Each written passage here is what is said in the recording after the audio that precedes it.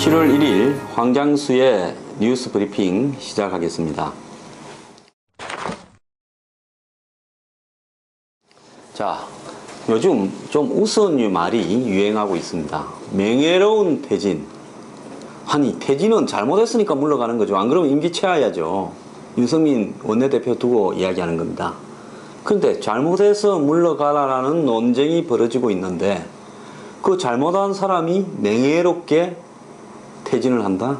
앞뒤가 안 맞는, 즉 앞에 있는 명예로운이라는 형용사와 뒤에 있는 퇴진이라고 하는 부분이 서로 안 맞는 용어 아닙니까? 정치판은 이렇게 앞뒤가 안 맞는 모순적인 용어를 써도 되는 겁니까? 이런 거를 형용모순이라고 하는 거 아닙니까? 자, 이 부분에 있어서요, 오늘 김성태 의원 같은 경우에는 언론에 나와서 명예로운 마음이 될 때까지 흔들지 마라. 당내의 사퇴 압박이나 사퇴 종용 행위가 일체 안 된다 라고 이야기했습니다. 자, 유승민 의원은 어떻게 해야 명예로운 마음이 됩니까?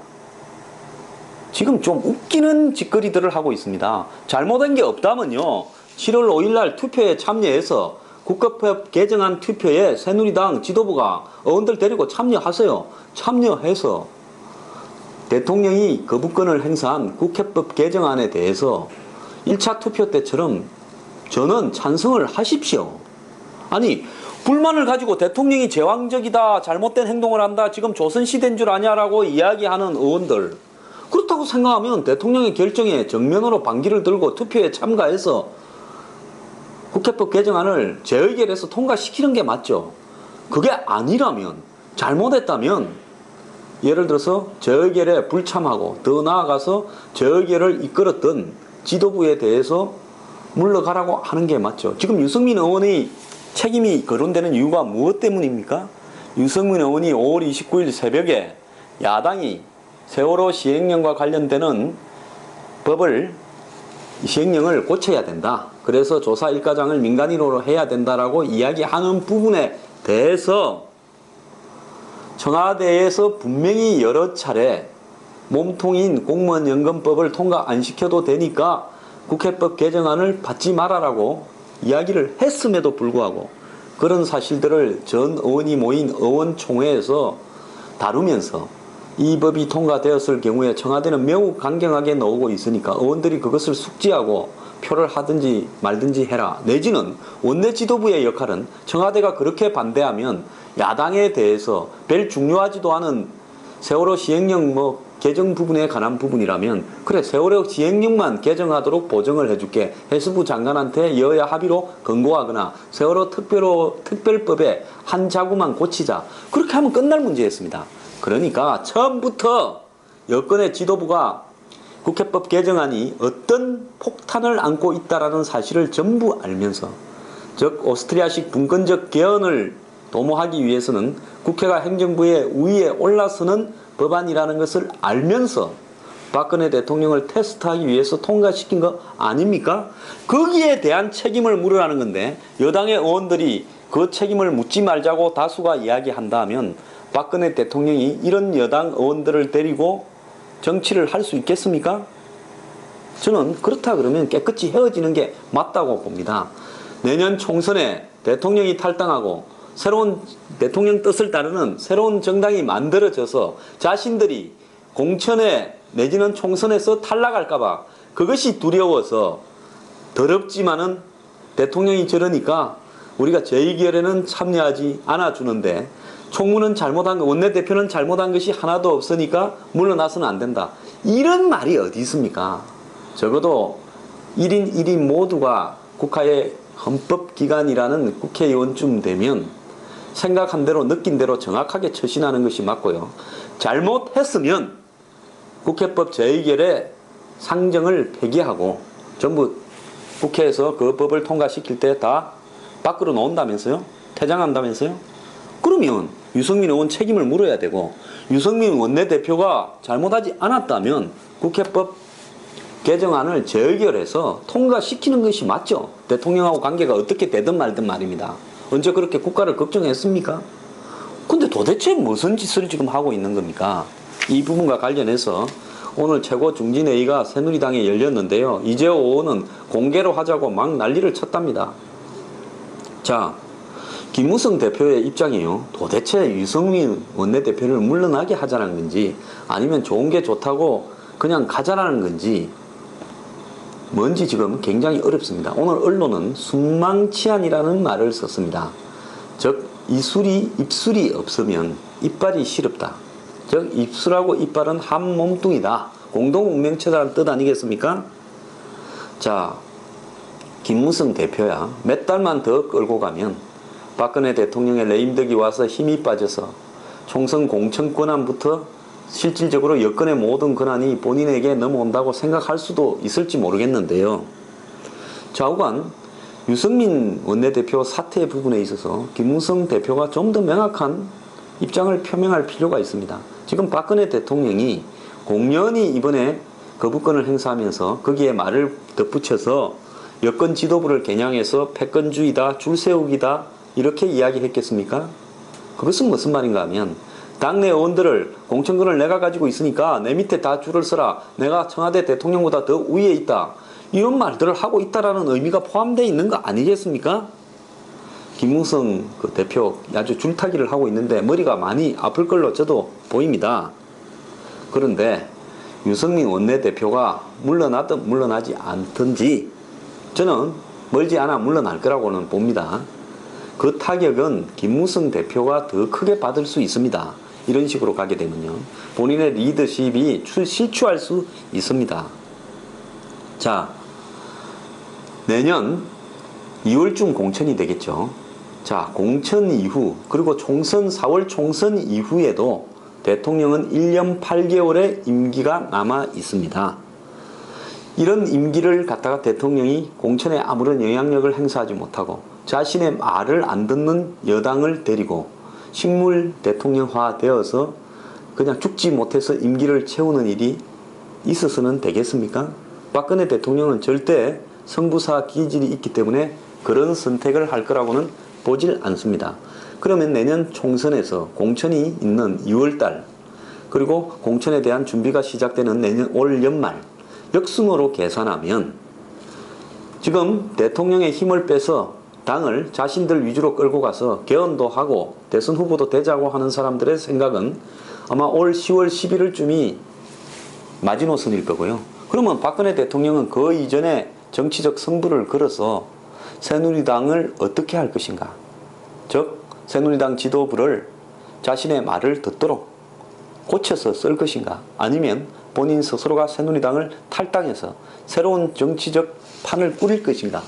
이 부분을 선택해야 될 시점에서 이번에 결단이 났다고 봅니다. 참다가 이제 더 타이밍을 놓쳐서는 곤란하다는 입장에서 박 대통령이 그렇게 했겠죠. 자, 이 대목과 관련해서 조선일보가 TV조선이 어제 저녁부터 흥미로운 보도를 하고 있습니다. 새누리당의 비박 진영, 그러니까 진이계까지를 포함했겠죠. 그 다음에 비노 진영, 새정치연합의 친노를 제외한 비노 진영, 뭐 김한길, 안철수 등을 포함한 세력을 이야기하는 거 아니겠습니까? 합치면 어떤가에 대해서 오늘 칼럼도 나왔고요. 어제 그런 것이 실제로 물밑에서 오고 가고 있다고 조선일보의 중진 기자가 이야기를 했습니다. 즉 친박, 친노, 비박, 비노 이렇게 해서 정치권이 세 갈래로 쪼개져서 내년 총선을 치르는 것도 괜찮다라는 게 결론입니다. 더 나아가서 이런 흐름은 결국은 개헌을, 내각제로의 개헌을 도출하게 될 거다. 자, 지금 한국의 보수 언론이 노리고 있는 원하는 바가 드러났죠, 속셈이. 자, 한국의 보수 언론들 지금 이원 집정부제식으로 개헌이 되기를 바라고 있습니다. 그렇게 해야 언론 권력의 힘이 더 커질 겁니다. 자, 이런 상황에서 지금 어제 유승민 사퇴에 대한 여론조사 결과가 나왔습니다. 일반인들은 45.8%가 사퇴를 반대하고 31.5%만 찬성한다. 지금 뭐 대통령 지지율이 40%대 미만이니까 일반 대통령을 반대하는 세력까지 포함하면 그렇게 나올 수 있겠죠. 그런데 중요한 것은 새누리당 지지자의 경우에 55.6%가 유승민 사퇴해야 된다. 27.8%만 반대한다는 겁니다. 보수층 전체에서도 절반가량인 49.9%가 사퇴해야 된다는 것이고 41.5%만 반대한다는 겁니다. 자, 현재 뭐 거부권에 대해서 여론이 어떻다, 그 다음에 유승민 사퇴에 대해서 여론이 어떻다, 뭐 여러 가지 여론이 형성되고 있습니다만은 여기서 대통령이 참고해야 될 부분은 결국 새누리당 지지자와 보수 세력의 정서나 의견이 어떻게 나타나고 있는가 하는 것이 중요한 것이지, 대통령에 반대하는 야권 지지자들이 어떻게 생각하는가는 전혀 중요하지 않다는 겁니다. 즉 대통령이 예를 들어서 새누리당을 탈당하는가, 또 대통령이 새누리당을 탈당해서 새로운 본인의 정당을 만드는가 하는 문제는 자신의 지지자인 집단에서의 지지율이 어떻게 나오는가가 중요하지, 자신을 기왕에 반대하고 죽어도 반대하고 이런 사람들의 의견을 대통령이 들을 필요는 없다는 것이죠. 대통령으로서 이 통치행위에 있어서는 국민 전체에 찬성하는 반대하는 사람 모두의 100%의 의견을 들어야 되겠습니다만은, 대통령이 여권 내부와 관련된 정치적 행위를 하는 데는 여권 내부의 지지자들 의견을 먼저 존중하는 것이 맞다라는 것이 제 생각입니다. 그런데 언론들은 뭐 반대 여론이 높니 어쩌니 바람을 잡고 있는데요. 자, 지금 언론들 좌파는 좌파대로, 보수 우파는 우파대로 전부 다 이원 집정부제 개헌을 원하고 있습니다. 오스트리아에 가면 야당이 없습니다. 중도 우파와 중도 좌파가 교대로 정권을 잡아서 6대4로 나눠 먹습니다. 그래서 오스트리아 국민들이 지난번 총선에서 50%가량이 극자 극우 정당에 표를 던지면서 이런 오스트리아의 정치 체제, 즉 야당이 없는 체제는 과거에 오스트리아가 2차 대전에서 패전하고 그 다음에 공산화가 될 우려가 있을 때는 연정을 통해서, 좌우 연정을 통해서 국가를 지키기 위해서 허용이 되었지만은 이 자식들이 70년, 80년이 지나도 이렇게 하고 있다는 것을 용납할 수 없다는 의견이 절반까지 가고 있습니다. 대한민국의 야당, 여당이 없이 몽땅 여당이 되어가지고 나눠 먹는 구조로 갔을 때 대한민국의 부패 척결이나 사회개혁, 특히 북한에 대응하는 종북 척결이라든지 이런 부분들은 영원히 불가능할 겁니다. 지금 여의도 바닥에는 나눠 먹자라는 거대한 합의가 나오고 있고요. 자, 새정치연합이 유승민 원내대표가 코너에 몰리니까 즉각 국회로 복귀하는 거 한번 보십시오. 언제부터 새정치연합과 지금 새누리당의 지도부는 너무나 친합니다. 자, 하나를 요구하면 10개를 들어줍니다. 야당이 국회법 개정안 이전에 세월호 시행령 해달라고 이야기했지 국회법 개정안 하자고 이야기 안 했습니다. 그 한 개를 이야기했습니다. 몸통에 붙여서 부록으로 하나 좀 더 요구하자 이랬는데 여당은 국회법 개정을 해서 10개를 들어줬습니다. 자, 이 두 사람의 사이가요, 여당과 대통령의 사이보다 야당 지도부와 여당 지도부의 사이가 더욱더 친합니다. 자, 요즘 유승민 원내대표가 사회적 경제 법안을 뭐 지지한다, 찬성한다 해서 보수 진영에서 비판이 많습니다. 자, 유승민 원내대표 뭐 재산이 수십억에 이르는 귀족 집안이고 부친도 전두환 정권 때 핵심적인 역할을 수행했던 전직 다선 의원이었습니다. 자, 이런 분이요, 본인의 지금 이 정치적, 경제적인 어떤 시각 부분은 정의당 국회의원과 크게 차이가 나지 않고 야권에서 열화 같은 지지를 받고 있습니다. 자, 본인이 원내 교섭단체 대표 연설에서 경제민주화나 양극화, 저성장을 뭐 이야기한 것, 뭐 저도 개인적으로 그런 의견에 있어서 상당한 부분 공감도 합니다만은, 여당의 원내대표로서 교섭단체 대표 연설에서 그런 입장을 가지고 대통령 공약이나 대통령의 경제정책을 전부 비판하고 나오는 것은 그건 원내대표를 해서는 안 된다는 겁니다. 본인이 현 정권에 대해서 의견이 외교, 국방, 경제부터 사회정책까지 저렇게 다른데 어떻게 대통령과 이 조율을 해서 법안을 개정하고 통과시켜야 될 국회를 지휘하는 원내대표직을 수행할 수 있습니까? 이것이 유승민 원내대표가 사퇴해야 될 가장 큰 이유입니다. 사퇴에는요, 쫓겨나는 것이냐 쫓겨나지 않는 것이냐 하는 거지, 명예롭게 쫓겨나는 것은 없습니다. 여당 의원들 장난치지 말고요, 빨리 입장 정리하세요.